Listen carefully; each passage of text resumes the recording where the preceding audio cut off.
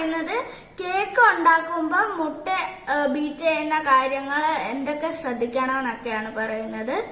അതിനുവേണ്ടി നിങ്ങൾക്ക് നാടൻ മുട്ട എടുക്കാം, അല്ലെങ്കിൽ വൈറ്റ് എഗ്സ് വേണമെങ്കിലും എടുക്കാം. ഞാൻ ഇപ്പൊ വൈറ്റ് എഗ്സ് ആണ് എടുത്തേക്കുന്നത്. റൂം ടെമ്പറേച്ചറിലായിരിക്കണം. ഏത് മുട്ട എടുക്കുവാണെങ്കിലും റൂം ടെമ്പറേച്ചർ ആയിരിക്കണം. ഇത് ചില കേക്കിന് ഇങ്ങനെ വൈറ്റും യോക്കും സെപ്പറേറ്റ് ചെയ്യില്ല. ചില കേക്കിൽ യോക്ക് മാത്രം എടുക്കും, ചില കേക്കിൽ വൈറ്റ് മാത്രം എടുക്കും, ചില കേക്കിൽ രണ്ടും ഒരുമിച്ചാണ് ഇടുന്നത്. അങ്ങനെ അത് കേക്കിന്റെ ഏത് ടൈപ്പ് ഓഫ് കേക്കാണ് ഉണ്ടാക്കുന്നത് അതിന്റെ ഇതനുസരിച്ചിരിക്കും. അപ്പൊ ഞാൻ എഗ് യോക്കും എഗ് വൈറ്റും സെപ്പറേറ്റ് ചെയ്യാൻ വേണ്ടി മുട്ടയിൽ ചെറിയൊരു ഹോൾ ഇടുവാണ്. ഞാൻ ഇപ്പൊ ചെറിയൊരു ഹോൾ ഇട്ടിട്ടുണ്ട്. നിങ്ങൾക്ക് ഏത് രീതിയാണ് കംഫർട്ടബിൾ ആ രീതിയിൽ ചെയ്യാം. ഇനി എഗ് യോക്ക് ഇതിലോട്ട് ഇട്ട് കൊടുക്കാം. ഇതില് സ്മോൾ സ്ട്രാൻഡ്സ് കാണും, ചലാസ എന്ന് പറഞ്ഞ് വൈറ്റ് സ്മോൾ സ്ട്രാൻഡ്സ്.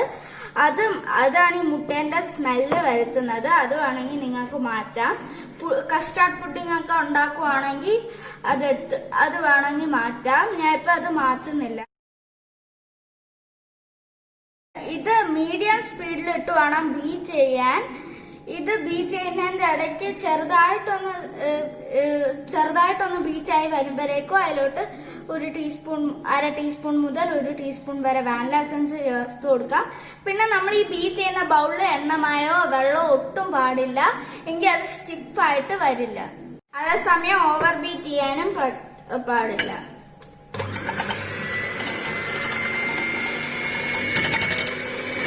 ഇതൊരു സ്വിർലിംഗ് മോഷനിലാണ് ബീറ്റ് ചെയ്യാൻ.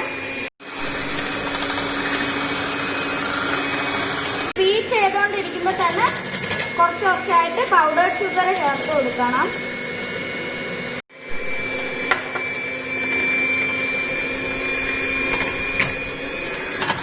ഇതിപ്പോ ഫ്ലഫി ആയി വരുന്നത് കാണാം. ഈ ഒരു കൺസിസ്റ്റൻസി ആയിരിക്കണം. ഇനി നമുക്ക് ഈ എഗ് യോക്ക് ഒന്ന് ബീറ്റ് ചെയ്ത് കൊടുക്കാം. ഇത് നല്ലോണം ബീറ്റ് ആയി കഴിഞ്ഞിട്ട് വാനില എസൻസ് ചേർത്ത് കൊടുക്കണം.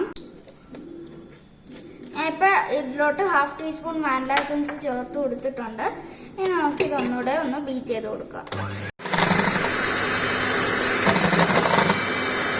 ഇപ്പൊ കുറച്ച് പഞ്ചാര എഗ് വൈറ്റ് ബീറ്റ് ചെയ്തെന്ന് മാറ്റി വെച്ചിട്ടുണ്ട്. ഇനി ഇത് നമുക്ക് കുറച്ചായിട്ട് ഇതിലോട്ട് ചേർത്ത് കൊടുക്കാം. അപ്പൊ ഞാൻ എഗ് യോക്ക് നല്ലോണം ബീറ്റ് ചെയ്തിട്ടുണ്ട്. ഇനി നമുക്ക് ഇതിലോട്ട് കുറച്ച് വാനില എസൻസ് ചേർത്ത് കൊടുക്കാം. ഇനി നമുക്ക് നമ്മുടെ മുട്ടേന്റെ വെള്ളം ഇതിലോട്ട് കുറച്ചായിട്ട് ഇട്ട് കൊടുക്കാം. ഇതിൽ കട്ടകളോ എല്ലാം ഉണ്ടെങ്കിൽ മാറ്റി കൊടുക്കണം.